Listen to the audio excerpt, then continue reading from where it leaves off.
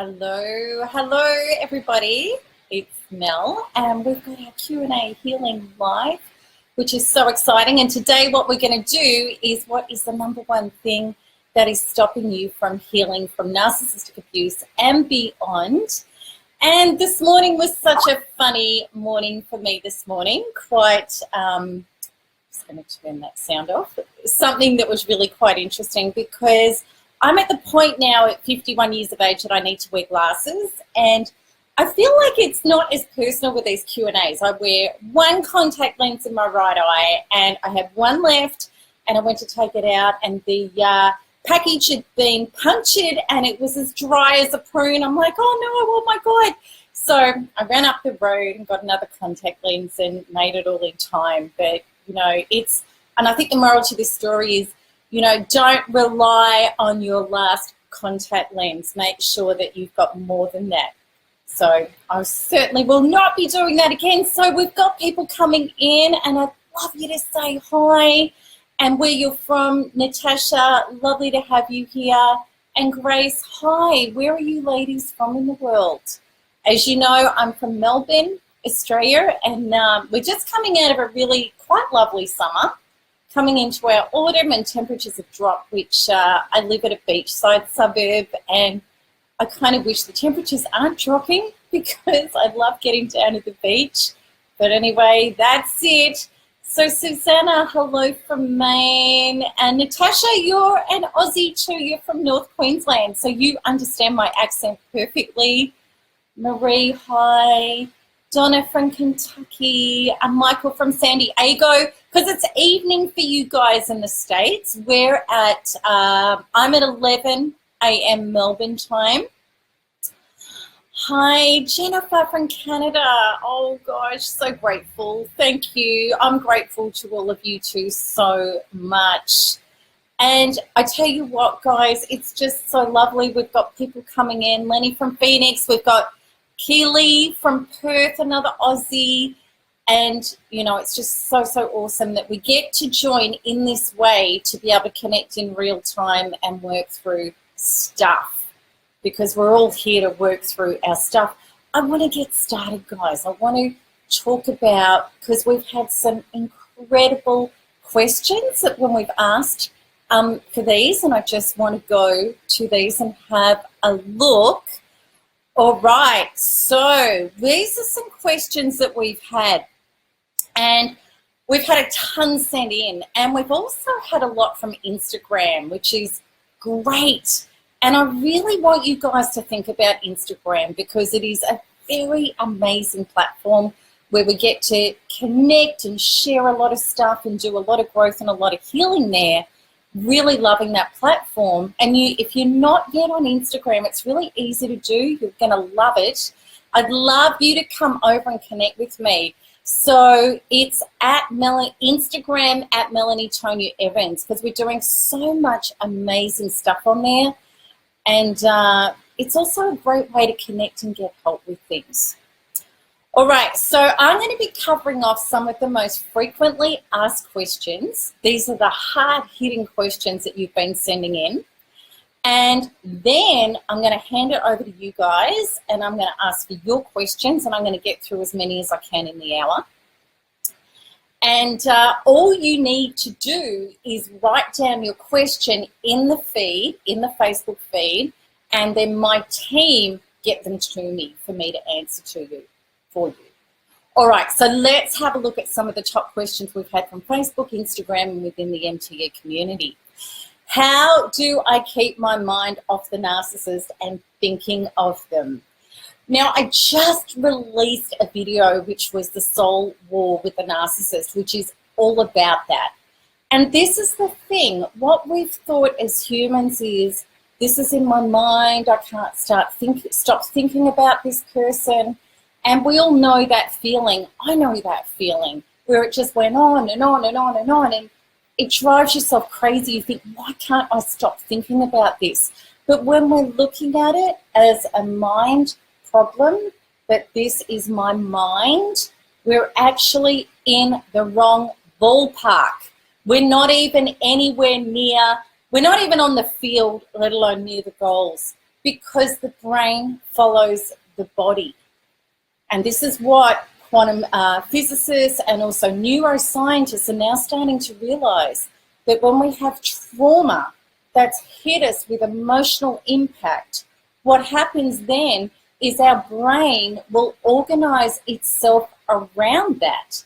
It's so interesting now that they've done studies where people will sit with all sorts of monitors on them, watching pictures of scenes and events and things coming up. Now, what happens is the emotional self, the subconscious, which is our heart, our cells, our chemical nervous system, will respond before the brain has even picked it up. We are a body which is then generating how we think. So when we turn it around to saying, the reason why my mind is constantly going back to this over and over and over again is because I have trauma stuck in my body, in my cells, in my being. If I address it at that level and start releasing that trauma, then my neuron pathways will literally shift to reflect that. When we change our being, we actually change how we think. So that will be my answer every single time to the obsessive compulsive thinking. And if you've never understood, like I hadn't for years until I discovered all of this, if you haven't yet realized how to get a shift at a body level, come into my free webinar. I would love you to do that, because you're going to experience that when you work at yourself from the inside out and you come out of that, you try to go back to what you were thinking about and you either can't, or you realize, oh, it's not nearly as impactful and painful as it once was. And eventually it gets to, it's like you can think about it, but it's like thinking about another person that was thinking about it. It's not even your reality or stuff anymore. That's how we do that. So I hope that answers. The second one I want to go to before I go to your questions is, how do I learn to boundary set and know the difference between healthy boundaries as opposed to the harsh rules born from our fear that, again, our fear of being hurt again. You know, when we've got those really strong boundaries and we're literally pushing people away from us because we're overreacting and we're too harsh and we're not loving. What's the difference? Again, really fundamentally, it gets back to healing our trauma, because when we've got the terror of getting hurt again, there are going to be all sorts of triggers and things that are going off for us that are over accentuating our concern. So rather than, oh, I'm not quite sure about that, I need to check in, I need to show up, I need to ask the straight, honest questions. I need to risk criticism, rejection, abandonment, and punishment to honor myself. Because you see, when we're healed enough of our traumas, and at first it's really scary to show up with a boundary healthily, because our old self, our broken child self, our abused trauma self says, oh my God, if I show up with my rights and my needs, I'm going to get crapped on. I'm going to experience criticism, rejection, abandonment, and punishment. And the unhealed self, how it feels about that is, without you loving me and approving of me, I'm nothing. I can't survive, so I can't risk that. I'm going to keep the peace. I'm going to give you your version of me to keep you happy. I'm going to do all that I can to keep connected with you. And that's what we were doing unconsciously when we were an unhealed, broken child inside, trying to win love and approval. And we did that a lot with narcissists. When we grow up out of that into boundary function, when we've healed enough of our traumas, we are willing to lose it all to get it all. We are willing to say, hang on, Joe, you know, I guess, can I ask you a question about that? Because something's not really quite feeling totally right for me, you know, and then we do that. You know, we're honest. we're willing to risk it all. And let's say Joe explodes and he's like, oh, well, you don't trust me. And you go, look, thank you, Joe, for showing me that you're not a match for my reality moving forward, because the truth of me moving forward now is honest, sensible, mature communication. It's the ability to have the difficult conversations. It's the ability to be able to step into somebody else's shoes and say, okay, well, if that's not feeling right for you, let me explain. And the thing is, once we start becoming a reality to ourselves and life and others, the universe, whether you want to call it God or source or life force or all of it, which I believe it is going to say, okay, this is who you're being, this is what I'll give you. So it's like the parting of the seas, the things that are not healthy for us, because we're showing up and we're testing them out and we really want to. I did a little video, which I think is coming out soon, or it has, on Instagram, about, how do we flush a narcissist out at the first date? It's about showing up. It's about saying, well, I am a whole solid person. I am going to have those serious conversations. I am going to risk it all, get it all. I can do it calmly and nicely and solidly, but that's the truth. And you will unravel a false self, because a false self is always going to say, where's your gap? Where's your weakness? If we ever meet with people and we say, look, this happened to me in the past, and you know how people, and I used to do it, where we share our sob story and what's hurt us. And, really we're looking for connection. We're looking for somebody to give us comfort. But what happens with a narcissist is they say, I've just found your gap where you don't have a boundary. You have not yet been, this is unconsciously what's going on. They know you haven't yet become a source to taking responsibility for healing that and becoming better yourself. It's like being a broken child who still wants an adult to fix it for us, to do it differently than what our parents did and our lovers did. So the narcissist, all they have to say is, okay, well, you're hurting over people cheating on you in the past and you think it's awful. All I have to do is empathize with you and then say to you, oh my God, I never cheat. I don't like that either. That's the one thing that I just never do to my partners. And you go, bingo, I've just found that person who's changing my pattern. Nobody's going to change your pattern. They can pretend to change your pattern and they'll bring that pattern to you in such massive technicolor. You're going to get smashed to your knees again with it. So boundaries is about us. It's about healing and then showing up enough to say, I am ready to meet or be in the most incredible business deal, relationship potential, whatever it is, and I'm going to honor my gut and show up and be honest, and I am willing to lose it, that thing, that person, that business deal. Because if I flush it out, I have just saved myself maybe a lifetime of terror, heartache, and devastation. We cannot afford not to do that. This is our development. That's the NARP work. That's the deep healing work. So I hope that that has made sense to you, because that is so, so important.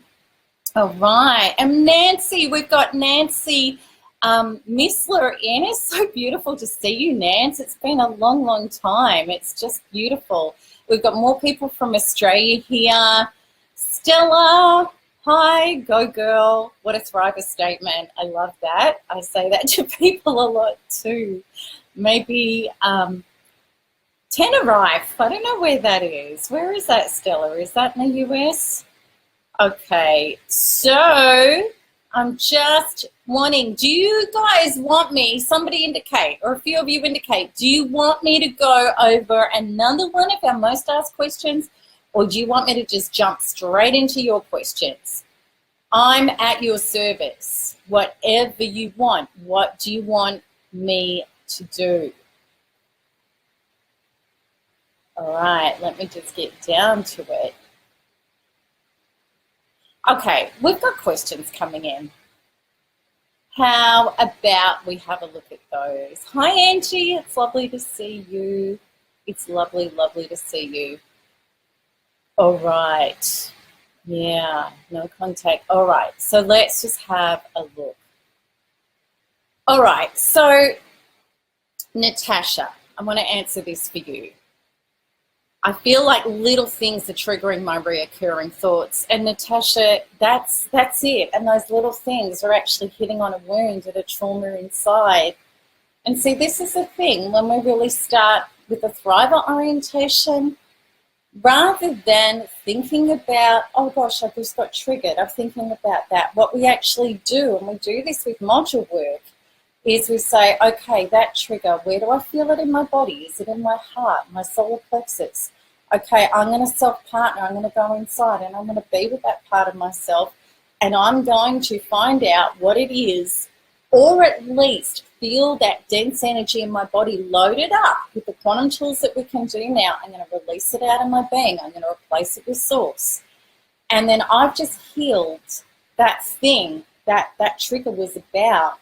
The trigger is the sign we've got a trauma inside us. It's not the actual trauma. It's the trauma being saying, hi, I'm here. But when we release the trauma, what happens is we don't get the trigger. Now, what happens is a lot of people go, yeah, but if I'm not triggered, I'm not going to be safe. I promise you, I used to think that too. It's so not true. Because when we release our traumas that are creating our triggers, we get awareness. So we can see something that's not right or bad for us, and we immediately have the awareness of it. But rather than that, that cortisol, that adrenaline, that being regressed back into a powerless childhood state of fear, where is usually when we hand power over. It's actually not where we are our most powerful. It's very, very useful if a lion was coming at you and you needed to run up a tree. It's very useful for that. But as far as calm, adult, showing up in your power, it is not useful at all to be triggered. It's not our most productive, effective state. What is effective without the trigger is we have complete awareness and knowing this isn't healthy, this isn't right for me, but we still feel like a mature, powerful adult in our body, how to deal with it. I hope that's helped. There's a massive, massive difference. All right, so Julia, we had one from you, which is knee-jerk reactions to the typical triggers. At what point in the NARP program will you stop getting so triggered to the typical actions of the narcissist? So at what point do you stop getting triggered? When you've dug out all of the trauma connected to it. Some of them can be really, really big. I know with myself, with NARC number 1 and number 2, abandonment was a massive trigger. Financial abuse was a massive trigger. All to do with security and survival programs that were my traumas that I'd been born with. I'd come in from past lives with them. They were epigenetically in my being from my ancestors, and my childhood had reactivated all of them. So I was doing relationships that were a continuation of those particular traumas. Those were my biggest triggers. Our biggest triggers are our biggest traumas. How long is a piece of string, Julia? It's when we've really dug it out. Abandonment, I can't tell you how many hours I did on healings with that, until I have the total ability now in relationship, if somebody wants to walk out the door and for whatever reason it's okay, I'm fine, I'm solid, that's okay. You just got to do the work on it. That's the answer. All right, so Joyce, why is it so hard to forget the NARC? And that just goes back to all of the same things. It's just totally because we have the trauma in our body that relates to unfinished business. You see, the thing is with a narcissist, them coming into our life is exactly, they are the most incredible mirror of our unhealed parts, because narcissists have to operate that way. To get narcissistic supply, they have to come in as the person who appears to be the savior of our unfinished business. This is the person that gets me the most. This is the person who finally hears me. This is the person who finally values me. So of course we create an intense bond with this person. It feels so right, it feels so real. But really what's going on in their inner identity is they are a replay of our original wounds that we've never healed, and they're going to bring to us more of that not being heard, not being valued, not feeling worthy, being replaced by other people or other things, being abandoned, being abused, being neglected. They're going to appear to be the savior, so we bond incredibly. Then they're going to bring to us all of the traumas. And what happens is we're regressing back to our childhood traumas of having our needs not being met, having our inner identity being abused, and we regress back into a powerless child who hasn't healed and developed that stuff to be whole within ourselves on it. And then we're going to cling to the parent figure, which is the narcissist, who unconsciously we wanted them to do it all differently this time, who's not doing it differently, but we have assigned them as the parent to heal this stuff for us. So we get trauma bonded and we cling. And then when we get away and we do no contact, we miss, we hurt, we obsess, we're still addicted, we check up on Facebook, we can't stop thinking about them, because we have got to go within to heal those original traumas that they represent. Then I promise you, all bonds, all missing, all obsessing is gone. And not just do we get a complete break from all of those awful connections with the narcissist, we've graduated to a more evolved, healthier love trajectory whereby life, God, source, creation, the universe, does not need to send us another person that represents those traumas and those wounds to wake us up to get to heal them. We're done with that. We're through to the next level. There may be more, and that's okay. That's the evolution of life. But unless we evolve ourselves, we're stuck in the trauma and missing that person, not getting over them until their replacement comes into their life, which will usually be worse and heavier and even more destructive to try to bring us to turning within and doing our own healing. Life is happening for us, not to us. So I hope that that helps you understand that one. I hope that that makes sense for you. Okay, so we have Lorraine. Hi, it's beautiful for you to be in here. Oh, okay, Stella, you're on the Canary Islands in Spain. What? Oh gosh, I'm really envious. You sure you don't need a visitor? I'd love to come here. Actually, I'm going to be in Europe this summer, so maybe we'll just pop over. Be lovely, Stella. All right. Hello, Cheryl from California and Stephen from London. Oh my gosh, Stephen, I can't even imagine what time it is in London right now. It must be very early in the morning. You're a brave man. Thank you for showing up. Okay, and Cheryl is saying, I've been obsessing lately, thinking I'm getting a high from those thoughts. I left him 8 months ago. I need to run through all your modules. Cheryl, you know, look, this is the thing with the modules that I want everybody to know. It's very, very important not to just go, okay, I've done module 1. I'm on to module 2. I'm on to module 3. Work them as they're intended. So module 1 is till you get it all down to a dull raw, all those triggers, all that pain. Then you work through number 2 until you've cleaned up all of that stage. Then you go to number 3. So it's really about getting all of your foundations in place to get your Thriver healing. It's work. Absolutely, it's work. It's dedication to self. It means that we have to make ourselves a priority and drop a lot of stuff in our life. You know, I spent months and months on my couch, months doing things. I just didn't do other things in life. But oh my God, what is, you know, a year or 2 of your life or 6 months or whatever it's going to be in comparison to not just your life, this life, your future existence. If you believe in future lives as a soul evolution, why not get the work done now?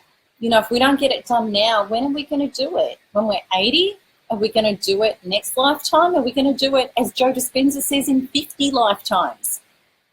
It's inevitable that we need to get it done. What's some time now for the rest of existence? It's really not much. It's a blink. Okay. All right. So Stephen was saying you feel avoidant, you relate. Yeah, and that's protection for a while. That's protection. How do we, okay, Annalise, how do we heal these original wounds? That's what the NARP program is all about, the Narcissistic Abuse Recovery Program. It heals your original wounds. Because, Annalise, what happens is when you track the trauma back through your body, NARP is loading up the childhood material, the past life material, the epigenetic trauma. It's a complete healing system that goes through every part of your subconscious to pick up all of those traumas to get a total clean out. Because the thing is, if we don't do that, can you imagine like a tree and somebody chops down the tree, but they leave the root system in there and then the tree regrows. I've got that problem on one of my places at the moment is, you know, they chopped out the tree and it's growing back and it's splitting the driveway. And it's the same with us. If we don't get out at a multi-dimensional level within our subconscious, within our energetic being, if we don't clear the trauma, we're only putting on Band-Aids. NARP clears the trauma from those levels. So that's the answer. Okay. So, all right. So Gypsy is saying, today I had a call from a doctor office with a message from my adult son to call, and I took a breather. I texted him a message and to have the office take my phone number off their list. Left a message. Okay, that I don't want. Oh, good. Okay, so Gypsy, what you're saying is, you know, when people ring up and they and you said, take me off your list, like that thing where we just want to help and we want to give and we want to do the right thing. We don't want to upset people even if we're deeply upsetting ourselves. That is about boundaries and that is about healing. And wanting to help too much can be a guilt, and it can feel like withdrawal. And what's happened is, as children, or epigenetically, we had a parent that was like that. We've inherited that whole thing of, you know, I'm here to serve, I'm here to help you, even at the cost of my own self. And letting go of that and healing that is a lot to do with evolving ourselves and getting really healthy boundaries. It's very, very, very important. So Daniel has asked the question, any advice for dealing with an elderly narc who fakes symptoms of serious conditions such as dementia and Parkinson's? Oh, Daniel, this is so painful. And it's just not an easy one. It really isn't easy. I have done some resources. I did one resource which was a Thriver TV, which was a video on elderly narcissists in our life and how to deal with that. And, you know, I guess boundaries is really the most important thing. And we can have a lot of guilt and a lot of feelings of responsibility. And, you know, if I don't work with that, well, then who's going to help that parent? And I'm responsible for that parent. I really believe when we start going quantum and we live as thrivers, that we understand that when we're true to ourselves, we are true to the entire field, including others. If we serve our inner being correctly and align, we align with all of life in healthy ways. So really, elderly or not, you know, to be manipulated, you know, and it is being selfish, you know, it's like, well, you need to drop everything and you need to be at my beck and call and you need to do all these things for me because I have this, this, this, and this. So sick people get other people to organize around them and give up their identities, their lives, and their energy in order to do that.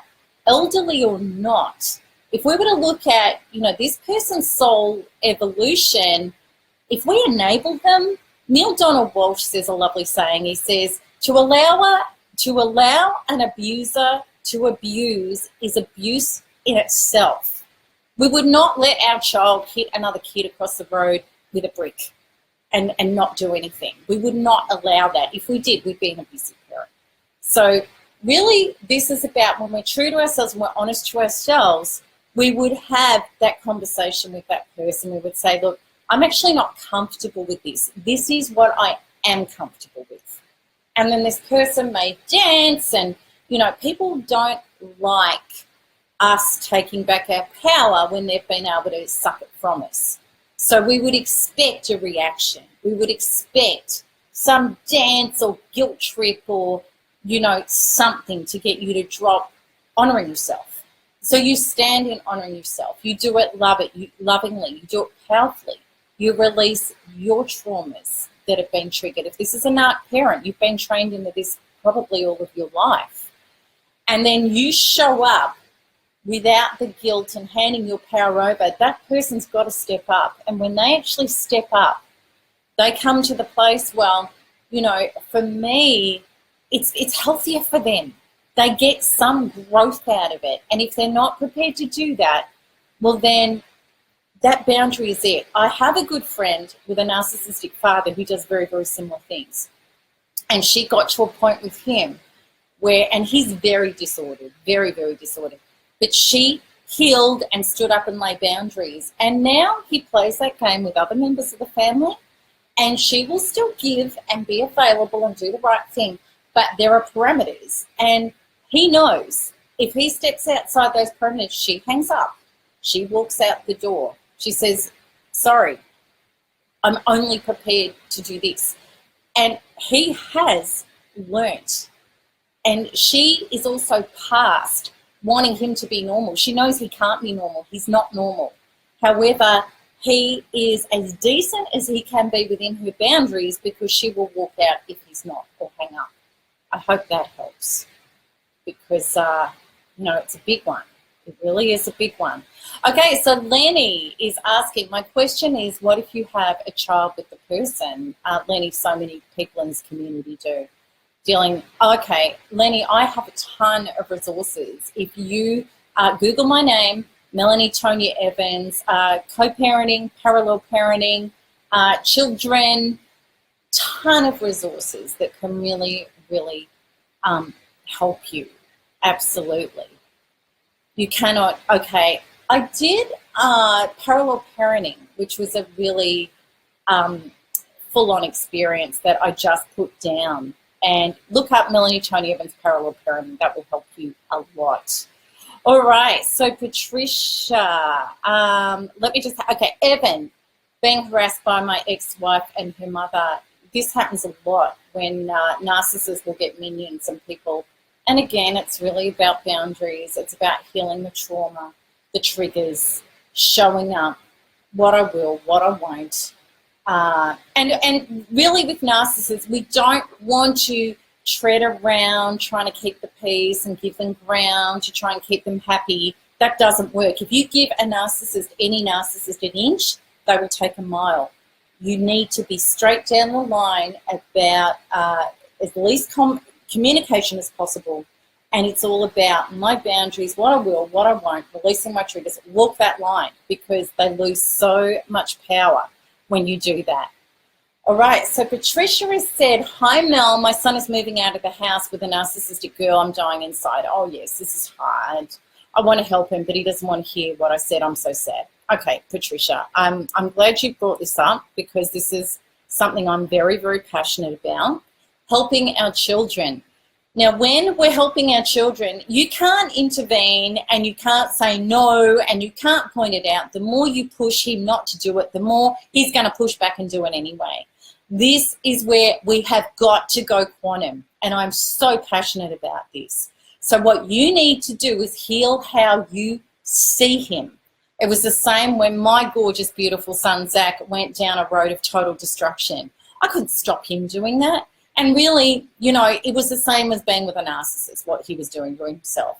When I healed inside of myself, my fear, my trauma, when I let go and said, I see his inner being awakening and knowing and finding his way, and he is going to find his way. And that's how I hold his energy for him. And I see him within 3 weeks, he'd done a 180-degree flip into health. I promise you, I put so many parents onto this. You need to heal you about how you feel about him, and then he will rise to meet you there. It's the only way to do this. And also to heal your traumas about narcissistic abuse if you have them. It's epigenetic. If you still have your gaps and your traumas about narcissistically abused, then he's likely to follow that pattern. We have to heal for our children. Okay, so I really hope that that has made sense to a lot of you out there. All right. Tina has said, I've done NARP since February 2016. I've done it several times over. Is the Empowered Self course the next step? I feel for the most part healed, but somehow not stepping into my new life and feeling stuck. Okay, Tina, Empowered Self is a wonderful next choice. And especially if you're at that stage where you're going, okay, well, most of my trauma's going, what's next? That's Empowered Self. And no, if you get any narcissistic triggers, you can always toggle and go back to NARP. But Empowered Self is absolutely about clearing any of those blocks within yourself that are keeping you separated from your big, abundant, expansive life in all areas of your life. It's also powerful stuff for communication and boundaries. Many people report that. So I would, my suggestion is to go for it, definitely. Okay, Jane, whenever the ex name is mentioned by someone who thinks he's great, I get frustrated. Of course you would, Jane. It is so frustrating. I validate you totally on that because so many people don't know what and who the narcissist really is. But again, it's a trauma. It's a trigger in your body.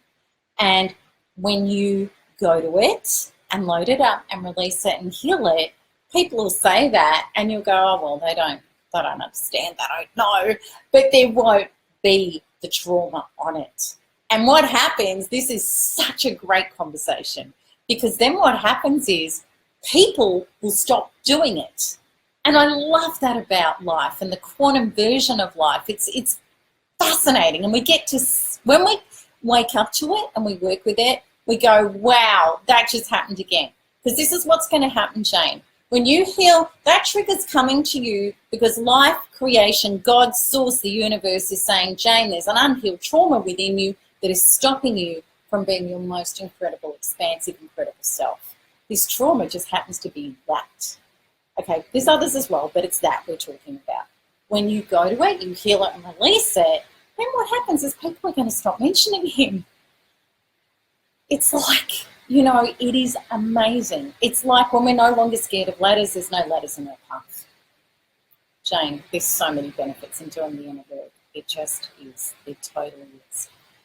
Okay, so let's just see what else we have here and who else we have in the group. So lovely to connect with you in this way. I love doing these. These are just the perfect thing in between my smoothies and my paleo lunch.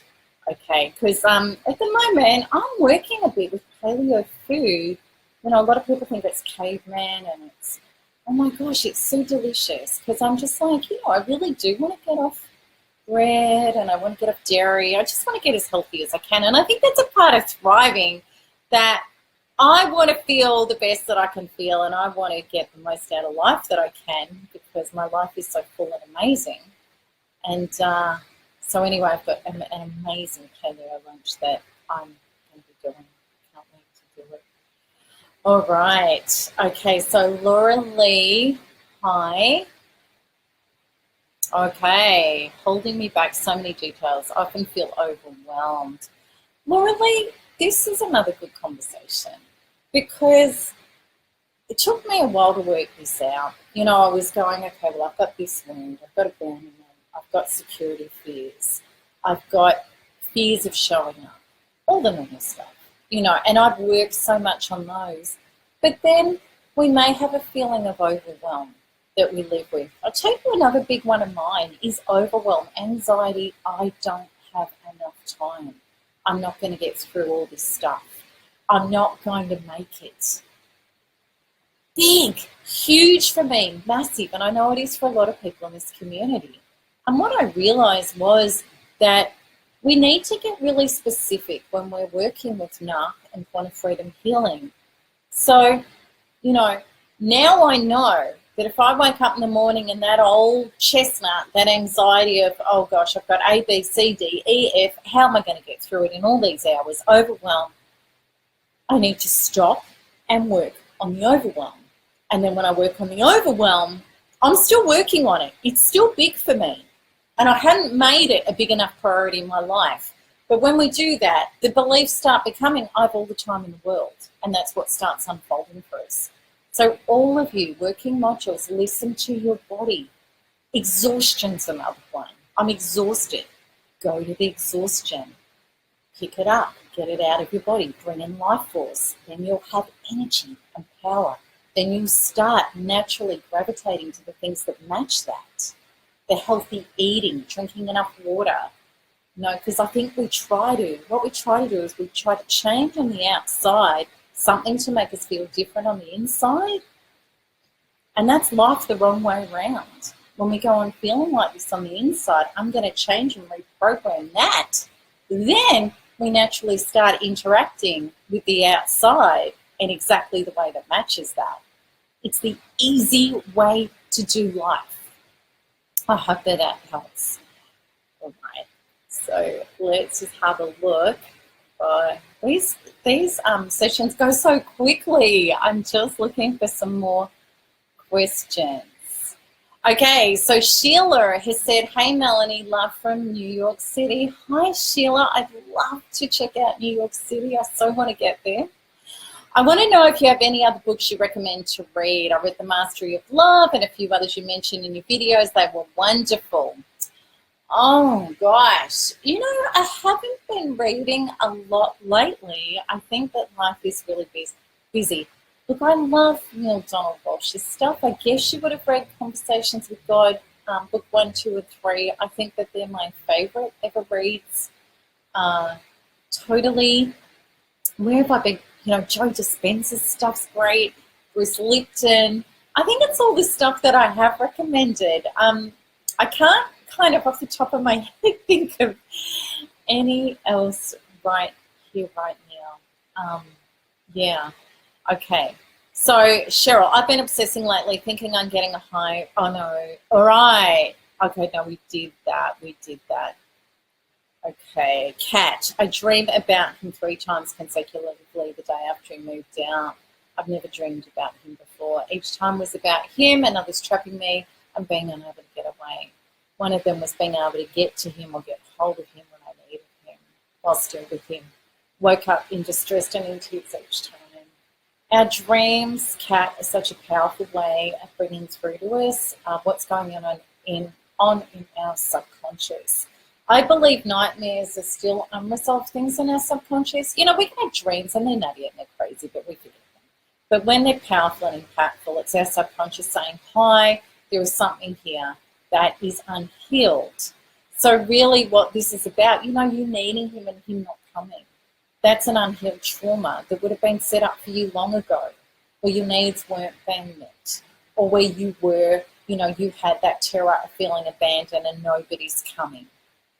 When we haven't developed enough to be able to self-soothe and feel whole, no matter what somebody else is or isn't doing, which is pretty essential as an adult, to have healthy relationships with ourselves and life and others. We need to heal those parts. So that's what this is all showing you. And others trapping me. Each time was about him and others trapping me. I remember having those dreams about the narcissist too, and many others, those sorts of dreams, because we have felt trapped. We have felt stuck. We have been trauma bonded in the terror of, with you I'm getting abused, and without you I feel like I'm dying. It's just a horrible situation. It's all of those young original traumas that the narcissist was bringing to our attention that are ongoing in our life that are now coming through in our dreams. So what you can do with module work is, and I suggest this, any dream that disturbs you and is in your memory bank, your subconscious is going, come to me.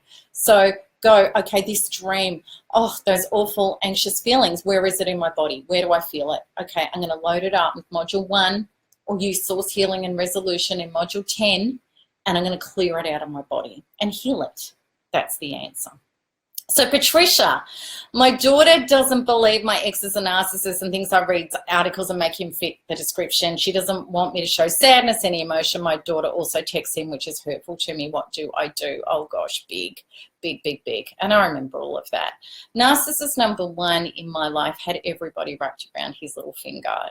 My parents, my son, everybody thought the problem was me and not him. And it's so painful, that stuff, when you feel alone and unsupported and nobody gets it, and you're trying to get people to read stuff and realize stuff and they just don't. I actually did a resource, when friends and family don't believe you. I want you to Google it, Melanie Tony Evans, When Friends and Family Don't Believe You, and go to it, because it's going to give you more detail about what I'm saying right now.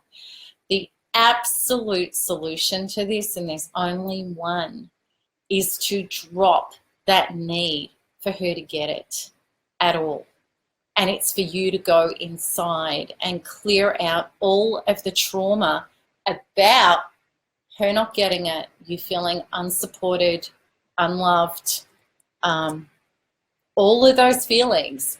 And this is the huge irony that happened in my life and everybody else's life when we do this, is when you clear all of that trauma out and there is no more of that needing her to get it, and you're just doing all the healing in your body, and your development and relief and recovery is your number one mission, not whether she gets it or not.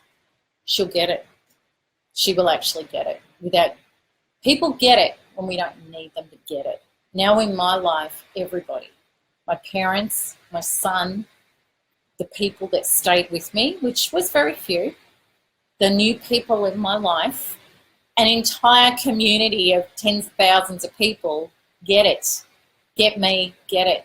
But none of that happened until I got it, till I healed it and said the only person who needs to get this and heal this and get resolution and relief is between me and me. Then the rest of the world will follow. It's quantum, so within, so without.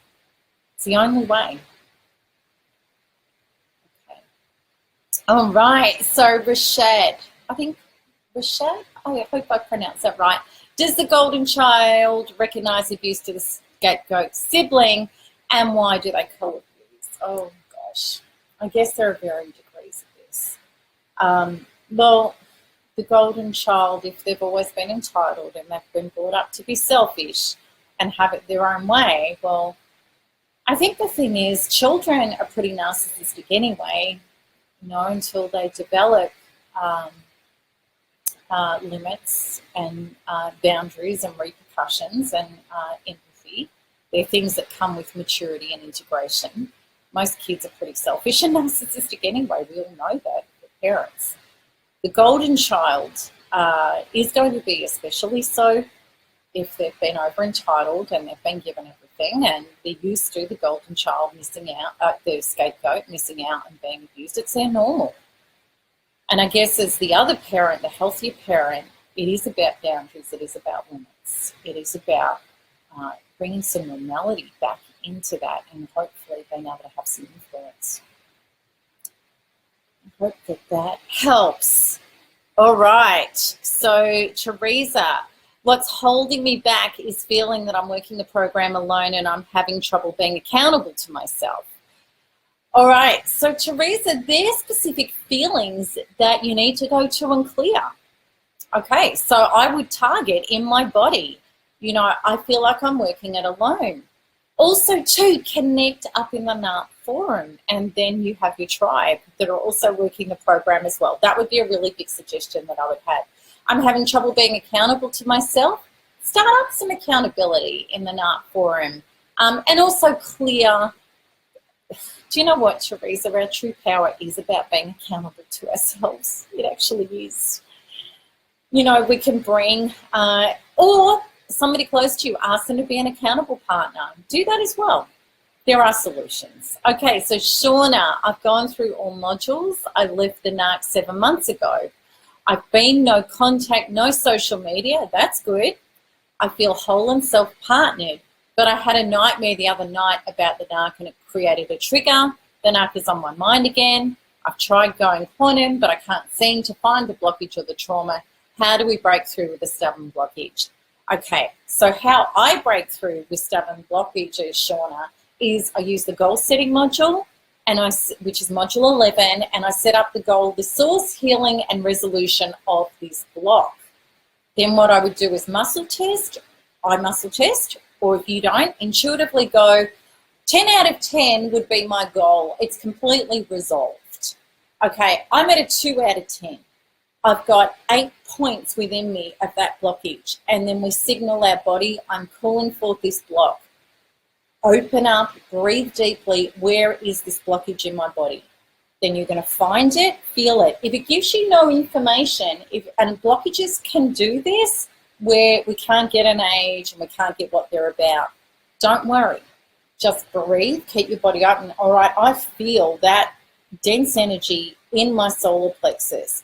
I'm just going to breathe, load it up, follow.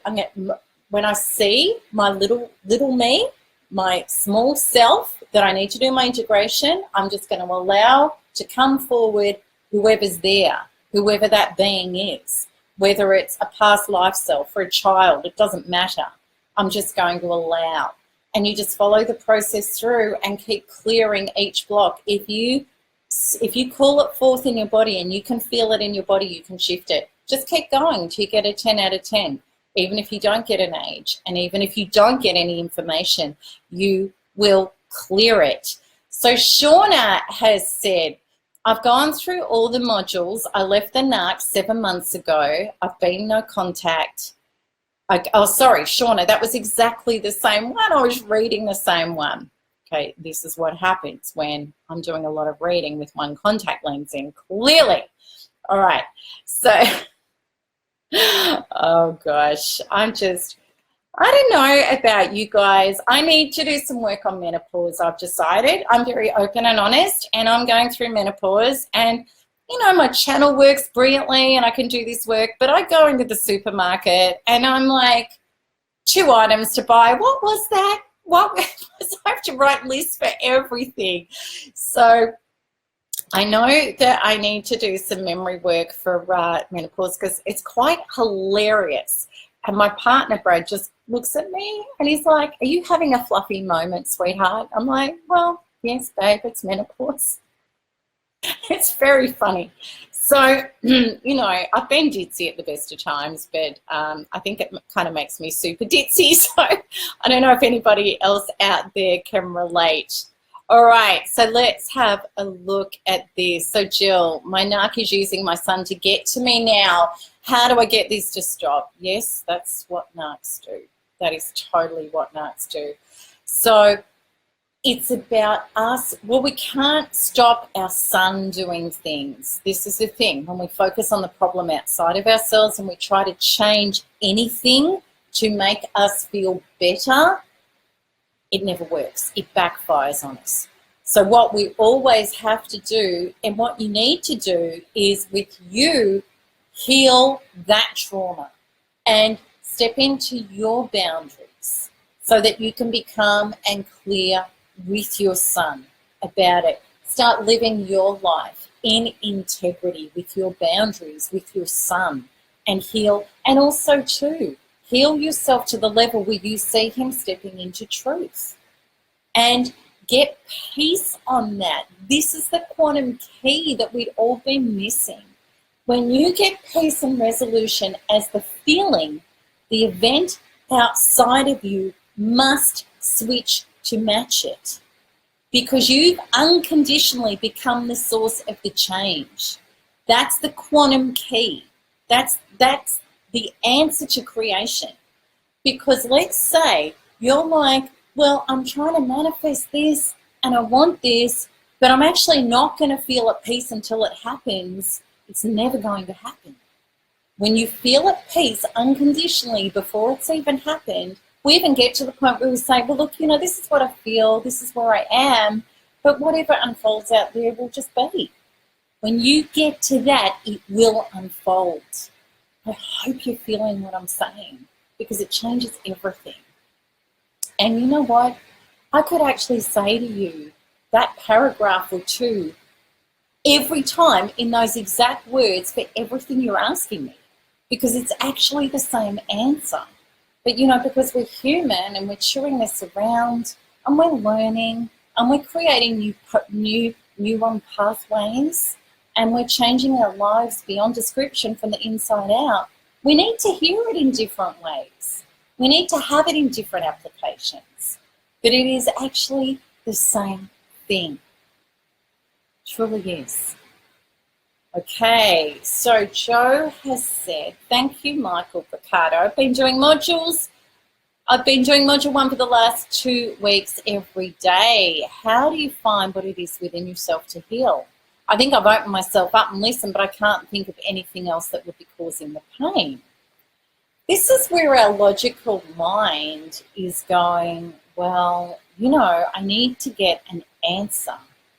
And we don't actually always need to get an answer. When we're doing a healing of our inner being, we don't need any logical answers at all, because this is not about informational healing. This is about transformational cellular healing, which is all to do with the emotion that we're feeling in our body, even if we can't name it, Joe. So, you've been doing module 1, and I'm assuming that when you're doing that, you're opening up your body, you're breathing, and you're feeling dense, painful energy, emotional energy, trauma energy in your body. And you're picking it up, and you would be doing with the modules, you'd be asking how old I am, what's this really about? And you may or may not be getting information. You actually don't even need the information to pick it up and shift it and release it. But if you're getting information, you've got to trust. This is how we start communicating with our inner being and our subconscious, which is the vault of all information that we can access. But we have to trust. So you might get an age or a feeling of 2 years of age. I can't logically think of anything at 2. Stop that. Just go with it. Even if you feel like you're making it up. It's so amazing how myself and others, for example, I was getting things like in the womb and a trauma in the womb and these feelings and this information. And I asked my mother about it, and she actually said that happened. I had no conscious ability to know that, but my subconscious knew that. So trust. Sophie, hi Mel, can you talk about what it physically feels like to module and to shift, to feel trauma leave? I often wondered in the beginning if I was doing it right, as I was so disconnected from my emotions and my body.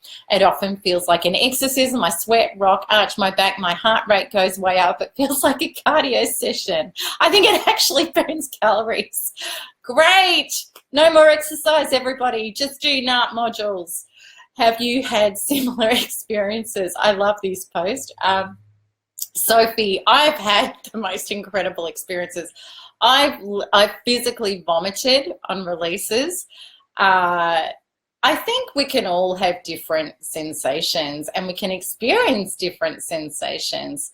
For me, what it feels like is, I'm just trying to go to the feeling now. When I actually see that the chunks of trauma leave my body, I feel like it's like a big sigh and a relief, and all this space opens up.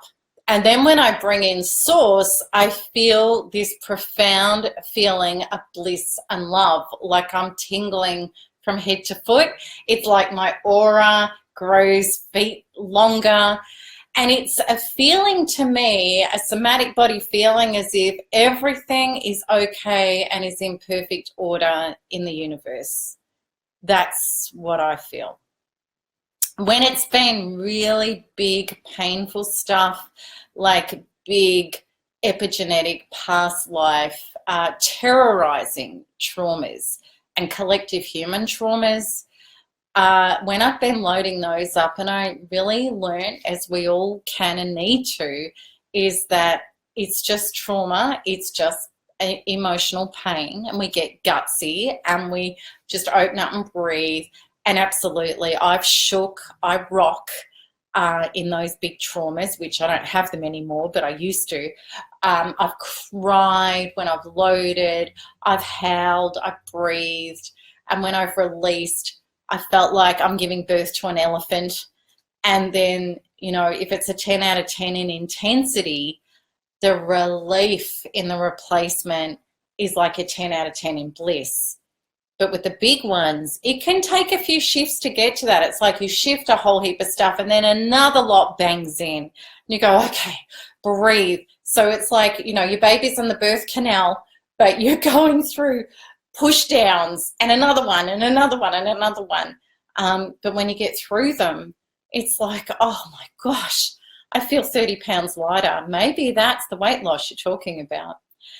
James, I've not met many in my life who see the human brain as clearly as you. I am day 5 out of my light bulb, and I'm a worst case lucky to be alive. If I may, do you have a background in behaviour? You're thinking is spot on.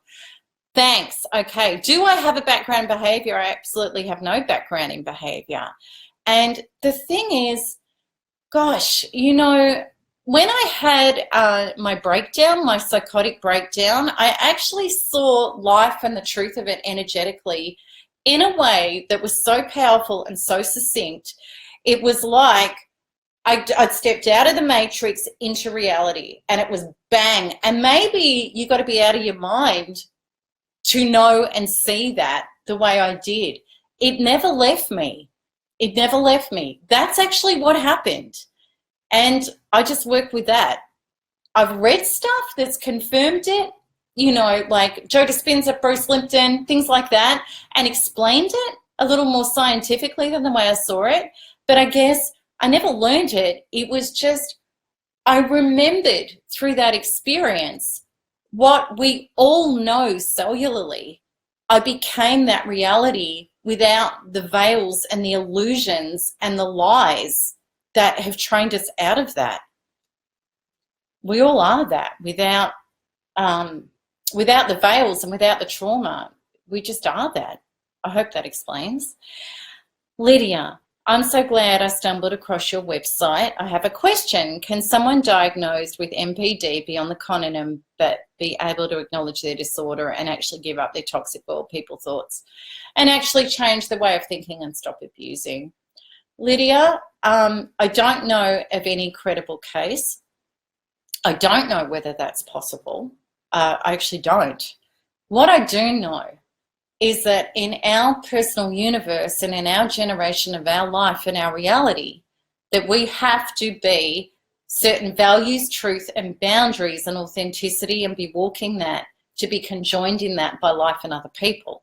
So this may seem hard to hear, no matter who the narcissist in your life, where they are and what they're doing is actually irrelevant. What is relevant is who you're becoming and what you're doing. And if this person has got the capacity to step up into a more healthier way of being, they can do that. They may do that with you. If they don't, you will actually have no connection anymore for them needing to. And you will know at the deeper soul level that their journey is perfect no matter where they are or what they're choosing to do or how many lifetimes it takes them to get there. I did a big article, which is Soul Contract with a Narcissist. We're all going back home to God and love and oneness because you can't miss it. It's that big and there actually is nothing else. So it's just, we're just playing out now in this lifetime how closely and authentically we're living aligned with that. And go and have a look at that article. It may help you. Tony, this is Tony. I went no contact over the weekend. Congratulations, Tony. That's a massive step. Having a hard time emotionally, that's really normal. And I've had some slips with social media. That's really normal too. Been really abrupt ending and having body shakes. Yeah, it's painful. And see, your whole body now is in the peptide addiction to this person. This is like getting off heroin. It's actually worse. Is it common to have slip-ups? Absolutely. She threatened to call the police on our last face-to-face 2 weekends ago when I revealed I'm getting tested for cancer. Oh, gosh. She betrayed me and I was devastated. Yeah. Sometimes this is the wake-up call that we need. Realizing who these people really are. She told me she's been seeing another man for 3 months and showed no compassion or empathy. Oh gosh, yep. Okay, shock. I fell asleep listening to module 1. Any feedback or encouragement appreciated. It's great you've got NARP. Okay, I want you to listen to the tips module about how not to fall asleep. Okay, the only suggestion is, Tony, you've just got to get that trauma out. You have to get through module 1s and do it quite a few times. And when you feel that urge to break no contact or check up social media or whatever it is, If you can't get to module 1 immediately, just say to your inner being, I'm here with you. I'm going to heal you. We're going to do this. You know, I'm going to partner with you. I am going to partner with you.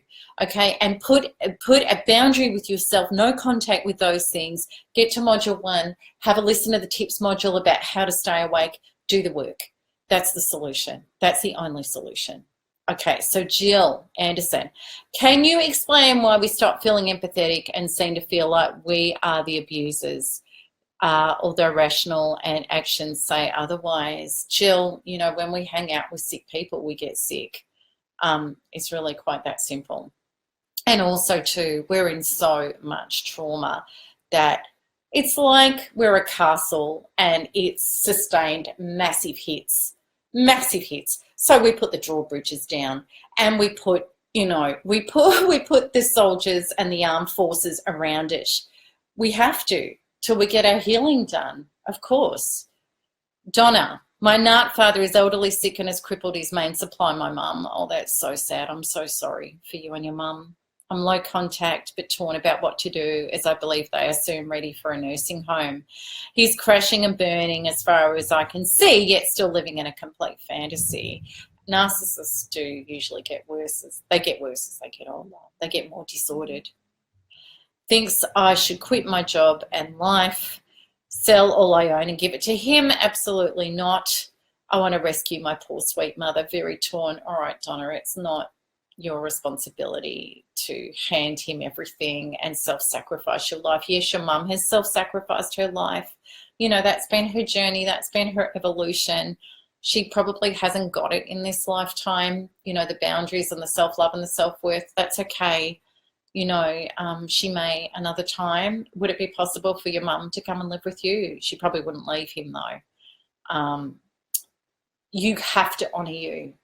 And, you know, send your mum love and do what you can from a distance and in a healthy way that is not going to pillage and rape your life. And, you know, this is just your mum's journey, you know. She'll get there one time, one life, somehow, somewhere. Maybe it's just not this time. You need to come to peace at that. All right, so Wendy, same here, overwhelming sadness and a sense of eternal loss without him. Oh gosh, yes, I know, it's awful. Day 1 of no contact here, you feel like you're dying. I know, it's just so hard and it's feeling like an impossible goal to let go of the relationship forever. Yes, it does feel like that. Okay, talk about the work. Yeah, the workshop is, please come into my workshop. Sign up ASAP and get into the workshop because we're going to have some relief there. You know, this is about where all of that angst and that trauma and that horrible, where you're going to be able to turn inwards, go to that triggered inner child within who is saying, without him, I'm going to die. That's what it is. You know, and when we hold her and you go to her and we're going to help you in this healing container for you to go, oh my God, there is some relief and some solidness and there is some hope. You know, most people come out of the webinar starting off feeling like you did, where they go, okay, I can breathe. I know there is a way out. I know there is a way through this. You're on that precipice. Just get into my free webinar, please. It's going to help you so, so much. Sylvia, the one thing holding me back from thriving is the constant looking back to what was and what should have been. Yeah, and that's resolving all of that. Regret's a really big one. Happens for so many of us. The regret of, you know, what we could have had, what should have had, what we lost, where we'd be now if that hadn't have happened, how this, and Sylvia, what happens is when we haven't yet healed and developed to be a source of love, approval, survival, and security fully in our own body for ourselves, and when we haven't yet got that relationship right and that relationship with all of life, which is I'm flourished and nourished beyond my wildest dreams simply because I exist and I can co-generate and create from here every single day of my life.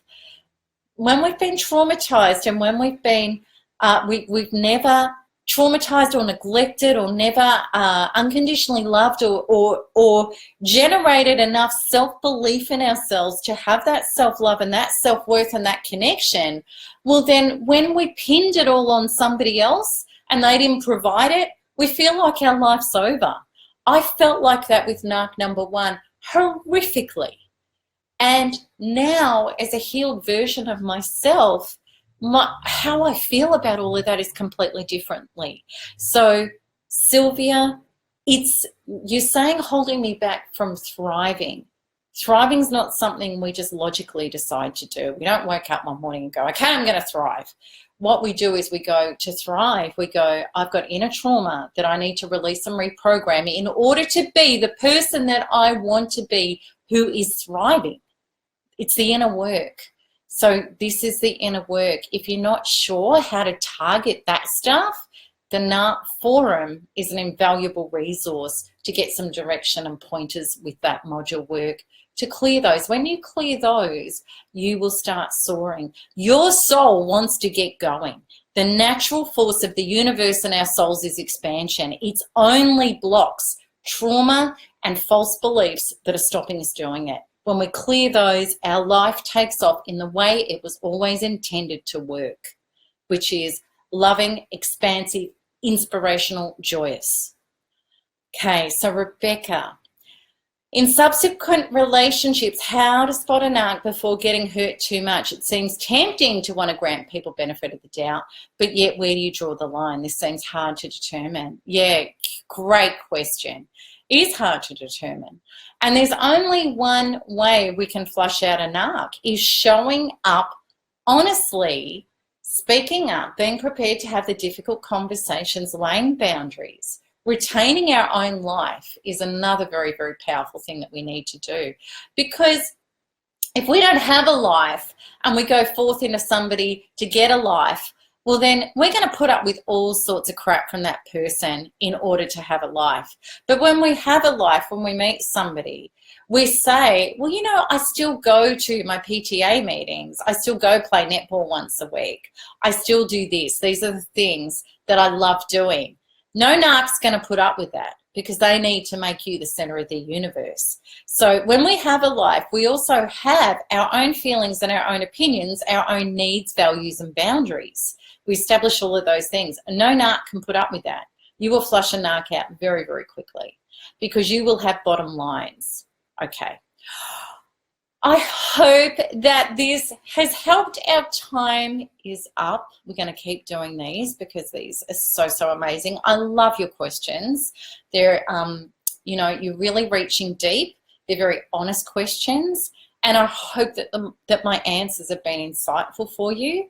And I hope that you're getting more of a quantum feel about how you can resurrect literally any part or any topic in your life when you know how to do it in a quantum way.